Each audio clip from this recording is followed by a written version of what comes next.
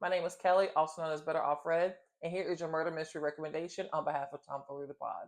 All right, so this week's recommendation is The Revenge List by Hannah Mary McKinnon. This book follows main character Frankie. Frankie essentially can't get right.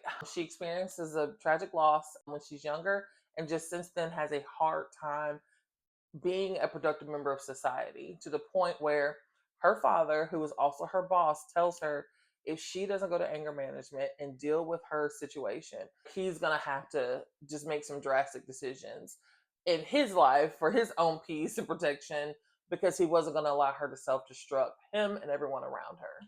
So, part of the process in her anger management class was to create a list of the people who had wronged her in her life.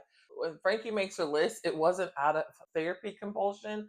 She was like, these are the people I'm pissed off at, and these are all the people who I feel like are just on my shit list, essentially. She makes her list. She's not really taking it seriously.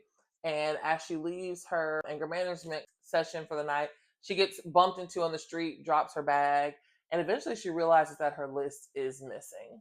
Soon after she notices that her list is missing, she realizes that accidents are starting to happen to the people on her list in the order that they appear in her list. As these accidents are happening to people, they're getting more and more severe in the nature of the accident. Of course, this alarms her, but it really alarms her when she realizes that the last person on her list is herself. So for me, this was a unique spin on who done it. She's obviously actively trying to figure out who is like hurting the people in her world around her.